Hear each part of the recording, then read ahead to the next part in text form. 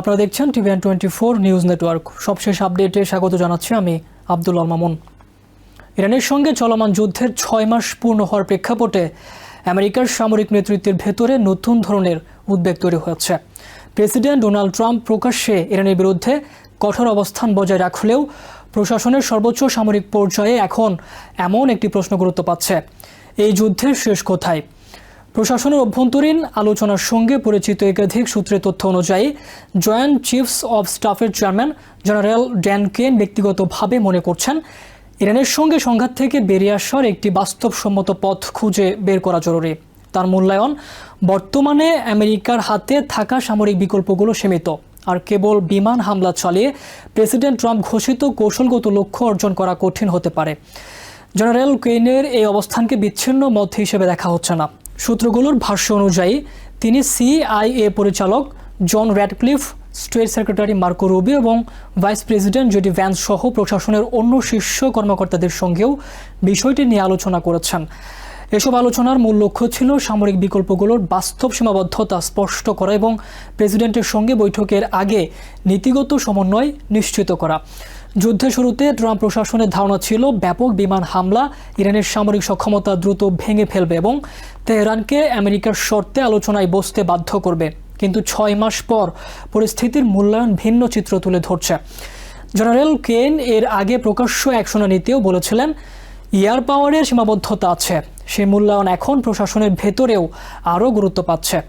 সামরিক কর্মকর্তাদের মতে বিমান হামলা গুরুত্বপূর্ণ অবকাঠামো ধ্বংস করতে পারে, কিন্তু একটি বড় ও বিস্তৃত দেশের রাজনৈতিক সিদ্ধান্ত বদলাতে সেটি সবসময় যথেষ্ট নয়।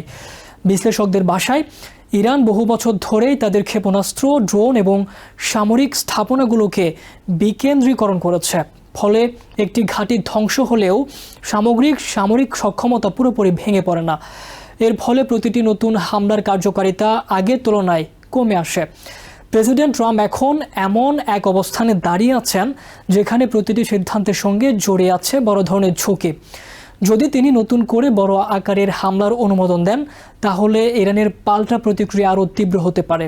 আবার যদি সামরিক অভিযান সীমিত করা হয়, তাহলে বিরোধীরা এটিকে দুর্বলতা হিসেবে তুলে ধরতে পারে। আন্তর্জাতিক সংবাদ মাধ্যমগুলোর সাম্প্রতিক প্রতিবেদনে বলা হয়েছে, ট্রাম্প প্রশাসনের ভেতরে যুদ্ধের পরবর্তী ধাপ নিয়ে মতভেদ বাড়ছে। একই সময়ে কূটনৈতিক সমাধানের সম্ভাবনা পুরোপুরি বাতিল করা হচ্ছে না। যুদ্ধ দীর্ঘায়িত হওয়ার আরেকটি বড় প্রভাব পড়ছে আমেরিকার অস্ত্র ভান্ডারের ওপর।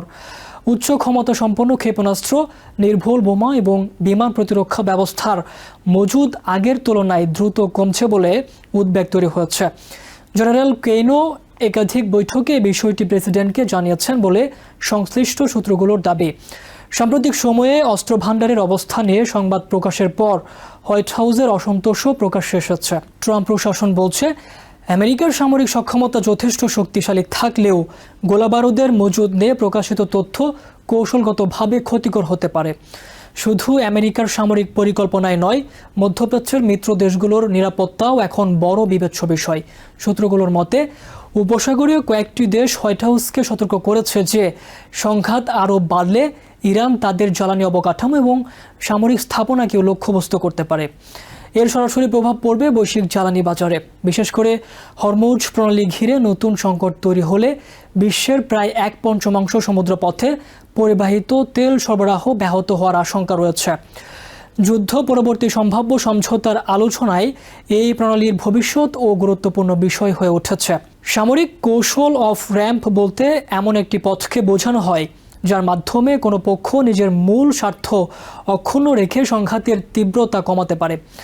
জেনারেল কেইনের মূল্যায়ন অনুযায়ী যুদ্ধ আরও বিস্তৃত হলে তার রাজনৈতিক, সামরিক এবং অর্থনৈতিক খরচ অনেক বেড়ে যেতে পারে। তাই প্রশাসনের একাংশ এমন একটি সমাধান খুঁজছে যাতে ট্রাম্প একটি দৃশ্যমান কূটনৈতিক বা কৌশলগত সাফল্য দাবি করতে পারে। একই সঙ্গে যুদ্ধও অনির্দিষ্ট সময় ধরে চলতে না থাকে। প্রশাসনের অভ্যন্তরীণ সূত্রগুলো আরও বলছে, জেনারেল কেন একদিকে প্রেসিডেন্টকে সম্ভাব্য ঝুঁকির কথা জানাচ্ছেন, অন্যদিকে তিনি এটিও স্পষ্ট করছেন যে প্রেসিডেন্ট নির্দেশ দিলে আমেরিকার সামরিক বাহিনী বড় ধরনের অভিযান পরিচালনা করতে সক্ষম। অর্থাৎ তিনি একদিকে বাস্তব ঝুঁকির মূল্যায়ন দিচ্ছেন, অন্যদিকে সামরিক প্রস্তুতি নিয়ে কোনো সন্দেহের সুযোগ রাখছেন না। এই সূক্ষ্ম ভারসাম্য বর্তমানে তার নেতৃত্বের অন্যতম বৈশিষ্ট্য হিসেবে দেখা হচ্ছে। বর্তমান পরিস্থিতিতে ট্রাম্প প্রশাসনের সামনে 3টি সম্ভাব্য পথ রয়েছে: সীমিত সামরিক চাপ অব্যাহত রাখা, বড় ধরনের নতুন অভিযান শুরু করা, অথবা সামরিক চাপ বজায় রেখেই কূটনৈতিক সমাধানের দিকে এগোনো। তবে প্রশাসনের অভ্যন্তরীণ মূল্যায়ন, সামরিক বিশেষজ্ঞদের মতামত এবং আঞ্চলিক বাস্তবতা সবকিছু এখন একটি বিষয়কে সামনে আনছে। ইরানের সঙ্গে এই সংঘাতের কোনো সহজ সামরিক সমাধান নেই। এ কারণেই আমেরিকার সর্বোচ্চ সামরিক কর্মকর্তার মুখে এখন সবচেয়ে বেশি শোনা যাচ্ছে একটি শব্দ: অফ র্যাম্প। যুদ্ধ জয়ের কৌশলের পাশাপাশি কিভাবে সেই যুদ্ধ থেকে বেরিয়ে আসা যায় সেটিও এখন সমান গুরুত্বপূর্ণ প্রশ্ন হয়ে উঠেছে।